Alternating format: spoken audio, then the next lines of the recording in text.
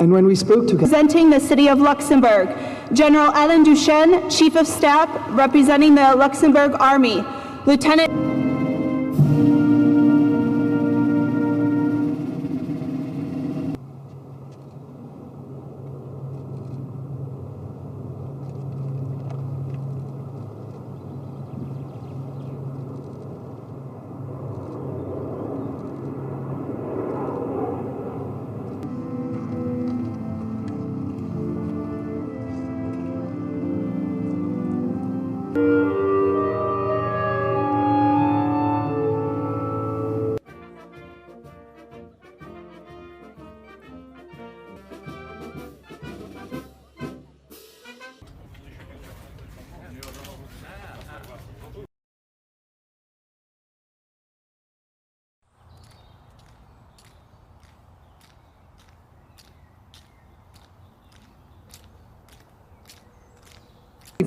places of worship. We ask that you help us truly demonstrate respect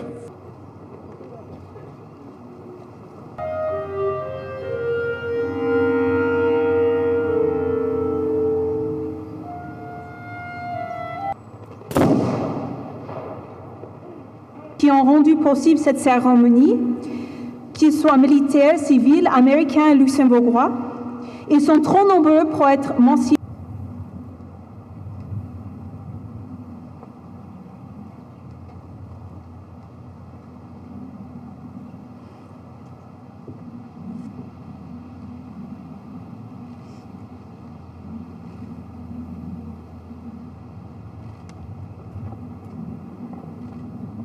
Remain in their places as the official party departs.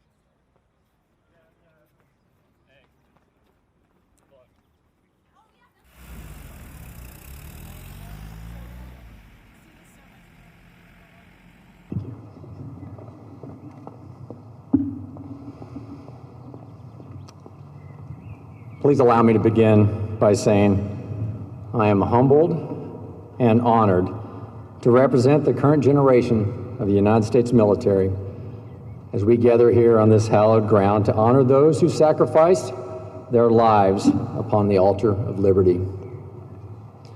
It is also a special honor to be here with the family members of those that have fallen. Ambassador Evans, Mr. Prime Minister, thank you so much for this honor. To the many other distinguished guests here today, I wish I could name you all. Certainly to the veterans that we have scattered throughout your sight to behold. And again, to all those present, thank you for your attendance. Nearly 2,500 years ago, the historian Thucydides recorded that to be happy means to be free, and to be free means to be brave. Throughout history, brave men and women of all backgrounds from all walks of life have given their lives in defense of their country and in the defense of liberty. Their selfless sacrifice can never be measured or repaid, but it can be honored. Their stories can be retold, their memories kept alive. This year, Memorial Day is especially meaningful because 2019 marks the 75th anniversary of World War II.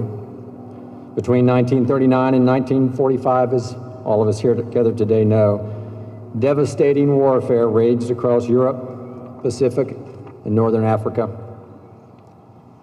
Tens of thousands of Americans rest in everlasting peace in overseas U.S. military cemeteries. 5,073 of them are behind us. Here at the Luxembourg American Cemetery, 5,073 service members united in common cause and bound together by the Stars and Stripes. 5,073 heroes who fought alongside their allies against the enemies of freedom to ensure stability in Europe and in the world. 8 of those heroes that we remember have family members here with us today. These men represented the very best the world had to offer. Each sacrificed comfort for danger. Each entered service knowing death was their most likely fate. Yet none wavered. I'd like to take a moment to recognize them by name so that we may pay special remembrance. Private First Class Herbert Aachen served with the 12th Infantry Regiment, 4th Division, was attacking the enemy near Brock, Belgium, when killed.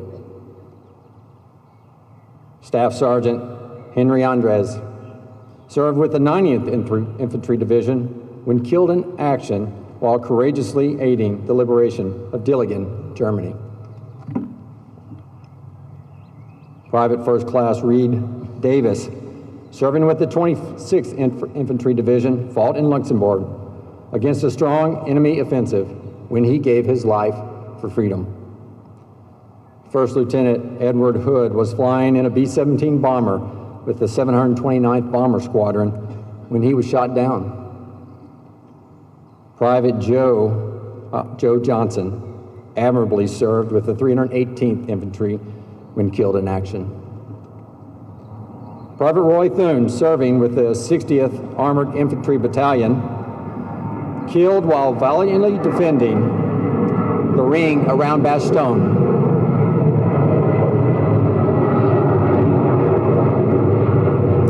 Staff Sergeant Day Turner served with Company B of the 319th Infantry Regiment, 80th Division. He was posthumously awarded the Medal of Honor as a result of his heroic actions, leading to his squad of 9 men, some of who were already wounded, in successfully repulsing a large enemy attack while being outnumbered and with limited ammunition. They were able to kill 11 of the enemy and capture 25. And Corporal Eugene Waymuller, he served with the 3rd Battalion, 302nd Infantry Division, 94th Division, who was killed in action just short of his 24th birthday and with a newborn baby girl, Cheryl, at home that had just been born. Today, Cheryl is with us. Families of the fallen, thank you for continuing to honor the legacy of these heroes. These brave men, along with so many others here today, selflessly sacrificed their lives to secure our freedom. Their commitment to the mission, their sacrifice, their strength of courage is what bonds us all together. Thank you.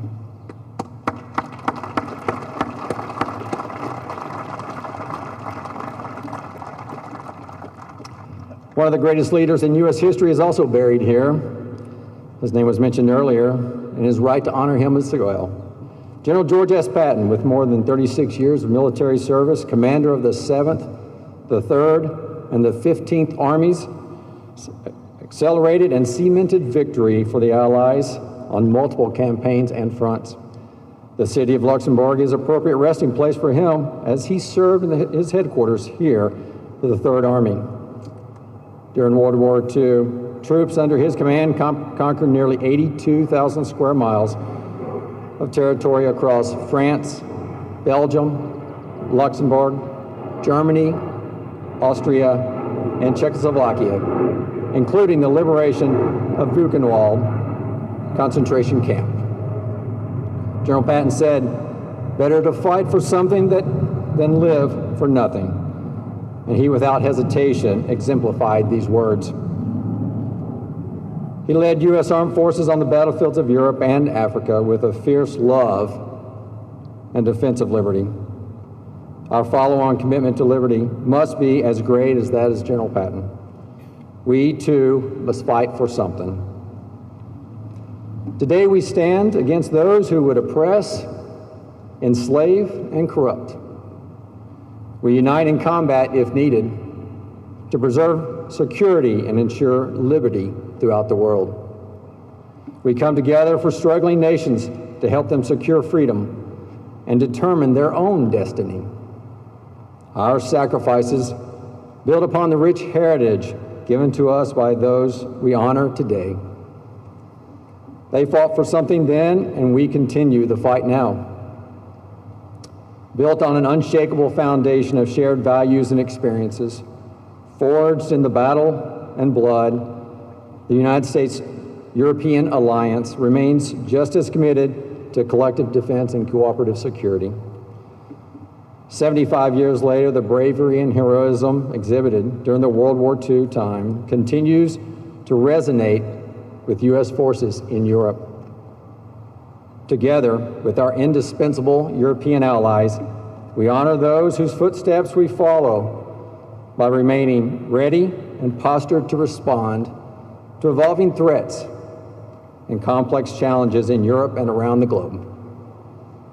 General Patton also once said, "It is foolish and wrong to mourn the men who died. Rather, we should thank God that such men lived." As we honor our past, we shall never mourn, but we will give thanks and ensure the fallen are never forgotten. As we look to the future, may our nations remain united in partnership and never forget the sacrifices by so many before us in the pursuit of liberty. Thank you.